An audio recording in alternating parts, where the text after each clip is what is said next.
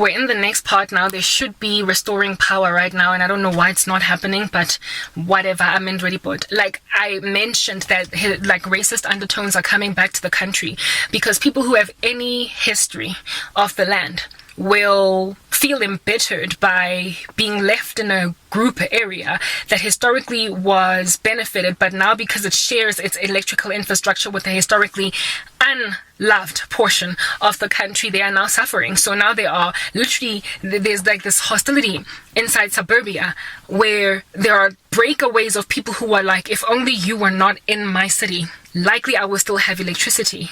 The black government is an Uncle Tom, and it is underestimating black townships or non-white townships, non-white areas that are largely non-white, to benefit the regions of this country that are largely white, such that the historically advantaged or privileged among us are starting to be like, if only I was not in such close proximity to black people, I would not be suffering so badly with power cuts. Understand for the life of you that everybody here in the land is making right observations about the inequality of this load shedding crisis. They know that where it is hugely gentrified, inland, opulent, powerful, wealthy, and largely white, there are no power cuts. Or at least not as badly as the situation. My older sister lives in Morningside. She does not know this pain. She doesn't know the struggle. I used to live in Four Ways.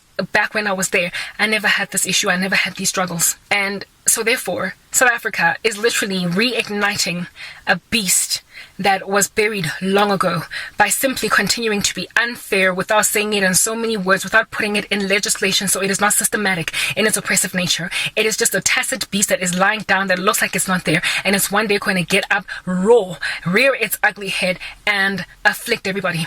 There has been a spike or an increase in racism in this country because of these power cuts, because due to the fact that these power cuts are highlighting a historical inequality that is still, like I said, pulsating. It is still pulsating. It is literally still roaming the veins, coursing through them of the South African freaking jugular. That is what is going on. So whatever oppression of the past that we overcame, whatever new rainbow nation that we are now walking in, hoping to do a better thing tomorrow, all of these benefits of overcoming racism. So my next door neighbor's surname is Van Niekerk, and my other next door neighbor's surname is Singh. My other next door neighbor's surname is Morgan, and my other next door neighbor's surname is Mazibugo. The other one's surname is like, Shabalala. That diversification ought to be a beautiful thing, and we should be grateful for it. But it is causing Mr. Singh to kind of gnash his teeth because he used to have Indian privileges. Mrs. Morgan to gnash her teeth because she used to have colored privileges. Mr. Van Niekerk to gnash his teeth because he used to have white privileges. And Mr. Mazibugo to be like, but what do I have to do with your suffering? Because I've never had privileges, and because he's black. And all of these people are going to have low-key, mild hostilities in their bellies because the black person can feel there's some issues, and everybody else feels low-key entitled to much better treatment than before. And however, upon gazing, especially for Mr. Van Niekerk, that he is encircled by Singh, Morgan, and Mazibugo, he is then going to be like, if only Mr. Singh, Mr. Mazibugo, and Mrs. Morgan was not all up in my grill, I would not have these power cuts. They are literally causing the country to suffer from post-traumatic stress disorder. Like you have been to war and you are out of war now, but you are still getting flashbacks, memories of it, and it's wreaking havoc in your bones. There is so much brewing racism in this country, and it is caused by an irresponsible Uncle Tom government that has decided to keep apartheid low-key operational in the country without anybody calling it such as that, because like I said, it's no longer systematic, it's just tacit. It's literally tacit, it's dormant, it's pulsating, however, with a weak pulse, but this is something that could be brought back to life again. Therefore, this time around when we riot, this time around when we fight, what are we going to riot and fight for, since this is no longer systematic oppression? By mere virtue of it being systematic, it suggests that the system has made it law, and so you can go to court and fight it. You can go to court and overwhelm it. You can try to get repealed an oppressive law. But when then nobody is actually saying that we are in the Group Areas Act anymore because it's not written down in paper, the issue then on that day is tacit. It is spiritual. It is unspoken. It is ominously eerie, like a poltergeist in the room. Nobody really sees it, but it's moving cups and saucers all over the show, causing people to be scared. When you are dealing with a poltergeist, racist apartheid regime that is still haunting the country, and we are still in group areas freaking act, how do you conquer that? It's very hard for white people to call a spade, because then they're going to get called racist.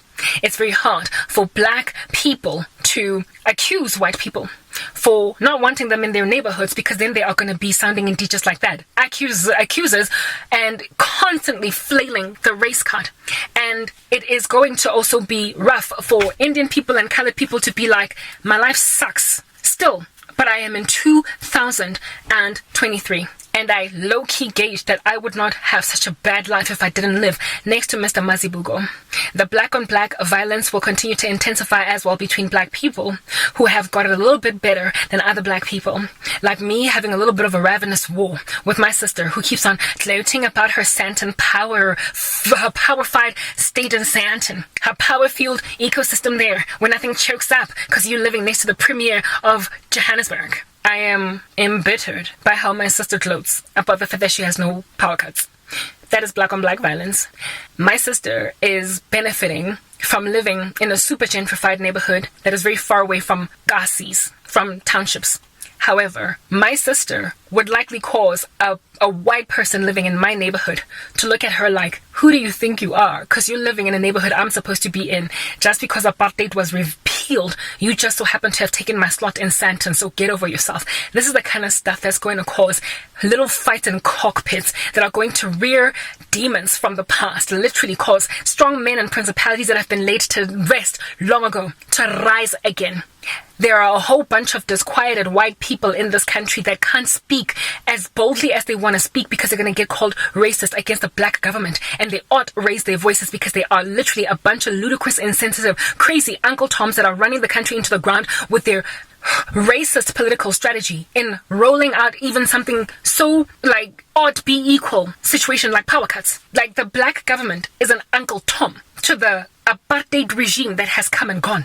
And if white people raise that, they're going to get called kind of unhealed and unrecovered and unrehabilitated from their like forefathers' folly. And so they literally have to just keep quiet, shut up, and say nothing. Black people who complain in the previously black only areas like from Soweto or whatever, or Alex, they just get ignored. they won't even get told that they're racist. They just get ignored. Like that is the government's strategy for poor black people or black people who don't have enough money to actually stand in court. They just get ignored.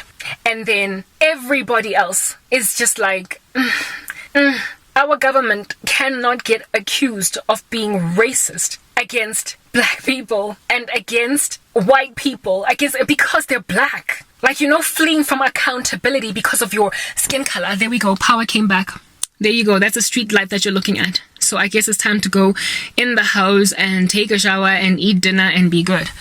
And I hope that this is my last part, my second last part. The black government cannot be accused, like really, that's the word, of being exactly what they are, an Uncle Tom. Because based on where it is that this accusation is coming from, they will either write off the accuser as racist or, what are you talking about, but I'm black? Based on the directionality of where that accusation is coming from. That is the travesty of what's going on in South Africa. We overcome one strong man, and then there is another silly little namby-pamby strong man that we can't even give a name or a title, that is doing the exact same thing as the former strong man, resuscitating that gangster, putting a defibrillator on his dead heart, and making him run the show. But this time we don't have a right to recourse, because the moment we call them out for what they are or who they are, they claim that we are calling them racist when they're black. But I'm black, I can't be racist. That is my country. Final part.